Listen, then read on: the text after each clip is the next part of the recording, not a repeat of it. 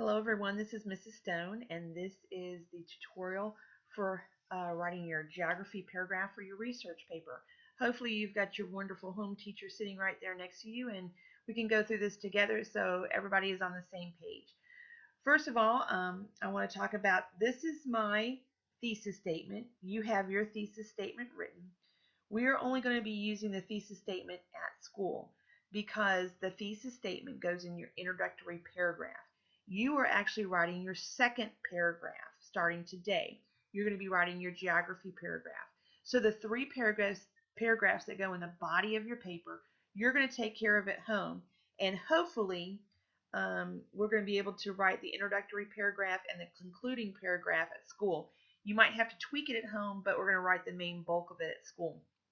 So just wanted to remind you this is my thesis statement and I'm doing my fake report on China. And so let's take a look at your note cards. You're going to need your note cards obviously to write your geography paragraph. And so the note card that I put forth for the geography paragraph looks something like this. And so I wanted to show what mine looked like after I found the information I wanted to find on China. You're going to notice that after you start looking at my geography paragraph that I haven't used all the information in this on this card. I've used a lot of it, but I've not used all of it. I want you to keep a couple of things in mind. If you use every single detail that you found or that you want to tell me about or something like that, we're going to have pages and pages and pages of a research report. Your job is to pick out the most important details, okay? Not the minute, finite details of everything. You're going to pick out the most important details and put them in your paragraph. And you're going to kind of see what I'm talking about when we get through the geography paragraph. Okay, so there's the information that I have in my card. And so let me show you how we're going to start writing. All right, before we get started, I want to make sure of a couple of things. When we talk about the length of a paragraph, your paragraphs that you're going to be writing at home are going to be longer than the ones that we write at school. Okay, because you're writing the meat, you're writing the body of your paper. And so when we talk about a paragraph, your geography and whatever paragraphs you decide to do, you're going to be looking at anywhere from 8, 9 to 15 sentences. And these are not choppy little short sentences, and we're going to talk about choppy sentences and how to fix them and things like that towards the end of this paragraph. It'll probably be next Monday when you do when you do your editing for the paragraph. But these need to be good quality sentences, and hopefully you're going to be able to see mine and kind of look and see what a good sentence looks like. Now, you also need to keep in mind that I'm a teacher. I have a bachelor's degree from college, and I am over 50 years old. Do I expect a fourth grade paragraph to sound like my paragraph? No, not at all. Do I expect your paragraph to sound something better than what maybe a third grader would write? Absolutely. Do I expect your paragraph to sound something better than what you would have written at the beginning of the year? Absolutely. And here's the reason why. I gave you a ton of resource papers in the front of your writing section that you can use for this paper. Throughout the year, we have talked about vivid verbs. We have talked about juicy adjectives. We have talked about compound and complex sentences. So we've talked about all this stuff for you to take now and to use it for your writing purposes. So let's look and see how I would start out my geography paragraph. All right, my first two sentences. It says the vast geographical features of China lies completely within the northeastern hemisphere of the world on the continent of Asia. This gigantic country that spans more than 3.7 million square miles is comparable in size to the United States. Okay, first thing I want you to notice is I want you to notice that in my second sentence, I didn't say the word China. Remember when we talked about noun reference, word reference? Okay, when I say this gigantic country, I am using that in place of the country's name, China. So I want you to use word reference, noun reference, and not say your country's name all the time. Okay, you're going to try different ways to say the name of your country. Now let's take a look at what I've done in these two sentences. If you'll notice, in sentence number 1, I have two things highlighted, Northeastern Hemisphere and Asia. In sentence number 2, I have two things highlighted, 3.7 million square miles and comparable size to the United States. If you'll notice, if you'll go back and look on your note card, I have just knocked out the number 1 and 2 on the location, the continent and the hemisphere, and I've knocked out all of letter B. And how many sentences did it take me to do that? It took me 2. All right, 1, 2. So I did not go necessarily in the order on my note card, and that's okay. You're going to find that things fit together in a different order. I would suggest, though, if you look back at your note card, if you look at mine, look at letter C. You're going to probably have most of the information that you found over geography on letter C, on the physical features.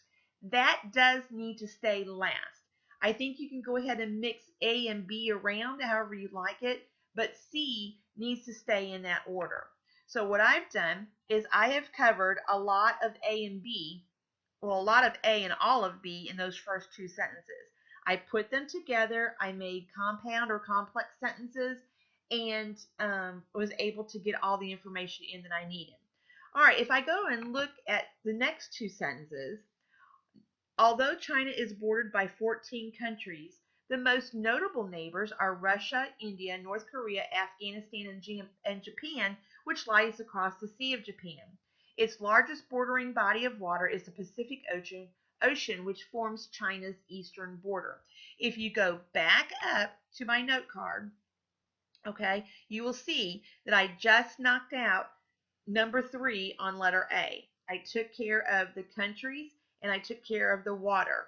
All right, now what I also want you to notice is that on number 3, I put bordered by 14 countries.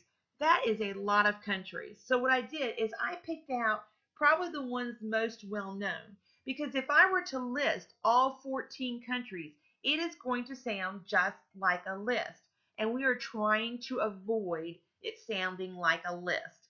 So you need to figure out if you've got a lot of countries or a lot of body of waters bordering or whatever. You need to figure out a way to not list everything. Pick out the most notable ones and list those. So 3 and 4, I have taken care of the bordering countries and the bordering waters. All right. So now I'm up to sentence number 5, and I've already taken care of letters A and letter B on my note card. Now I'm down to C. That's where the bulk of my information is coming from, and I have got at least 11 more sentences I can play with. So let's go ahead and look at the next couple of sentences. Number 5 says, due to China's tremendous size, its terrain and water features varies more than in smaller neighboring countries. Look at number 5. Look at that little bitty part that I put before the terrain and water features part. It's separated by a comma. That is called a transition. You must use transitions in your paragraph. When you use transitions in your paragraph, that is when you avoid the list type of paragraph. Okay? You have to move me from one part of your paragraph to another part of your paragraph. So just by saying, due to China's tremendous size, I have just mentioned where I came from. I was talking about the size of the country, where it was, the location, and all that. And now I am moving you to the terrain and water features. I've stated that in that sentence. So 5 is going to be a transitional sentence. Number 6, it says China's landscape consists of mountains, high plateaus, deserts in the west, and plains, deltas, and hills in the east. If you'll notice, I didn't talk about specific mountain ranges, and I didn't talk about specific plains and deltas and hills. I talked about the location and what kind of landforms they have. I didn't get extremely specific, but I have a general idea of what the landscape in China now looks like. If you have a mountain range that is popular with tourists and it makes a lot of money, then that might be something that you put in your economy paragraph. But you don't need to include that unless you're looking for information, unless you have to come up with information for your geography paragraph. You don't necessarily have to mention names in there. Now, I'll show you if you do need the information what that might look like if you go to my next sentences. Okay, number 7, that kind of connects with 6. It says over one half of the country consists of mountainous regions. Number 8, two of the world's 10 largest rivers, the Yangtze and the Yellow Rivers, flow within China's border. Number 9, the Yellow River is considered to be the birthplace of Chinese civilization. Okay, so sentences 8 and 9, I did get specific and I did mention specific names of rivers. Okay, if you look at number 9, I have done something a little different there. If you notice, the birthplace of Chinese civilization, guess where I found that? I found that information in the history paragraph that I decided to eliminate. So I was able to get some information off of those cards and plug it into appropriate places into other paragraphs. You don't give full sentences about things. Like this one has to do with the river. It's not talking about the ancient Chinese civilization and what it was like and all that. We're talking about it. We're comparing it to the Yellow River. We're talking about the Yellow River, which is a geography feature. All right. So now we've made it through 9 sentences. That means I've got 6 to play with, and I only have my climate left. So let's go ahead and take a look and see what it says. It says, number 10, China's climate is as diverse as its landforms and water features. Okay. Now, what did I do there? Number 10 is a transitional sentence. What did I do? China's climate, that's where I'm going, is as diverse as its landforms and water features. That's what I just talked about. So I am moving you from landforms and water features to climate. That is a transitional sentence. Okay, you don't have to dedicate an entire sentence to it. That time I did, but if you look back up a number, what was it, 5? I didn't. I said I just made a little clause right there. Okay. So number 10 says, China's climate is as diverse as its landform and water features. Transitional sentence. Number 11, the biomes of China range from subarctic in the north to tropical in the south. Did you notice I didn't give all the biomes? I'm talking about a range. I've given the northern one and the southern one, and so there's a bunch of a different in between. Number 12, this enormous country's precipitation fluctuates between 40 to 80 inches annually, and its temperature can span anywhere from 25 to 81. It's supposed to have a little degree sign, but I don't know how to do that on the computer. Fahrenheit, depending on the time of year.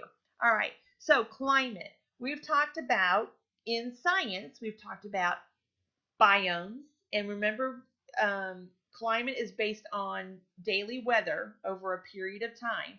And so when you talk about daily weather, you talk about precipitation and temperature. But the climate, I gave you a range, what it's typically like, and I've given you the biomes.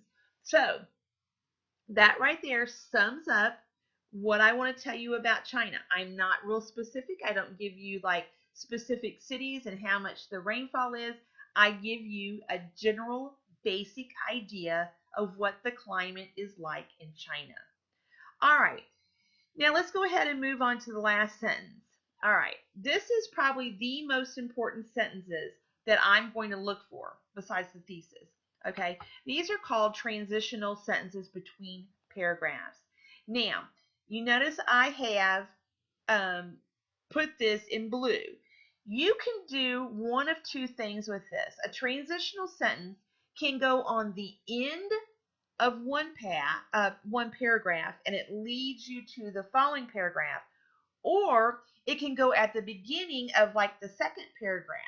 And so this can either be the last sentence of your geography paragraph, or it could be, I'm doing culture next, so it could be the first sentence of my culture paragraph. That's kind of up to you about where you want to put that transition sentence and what it sounds like.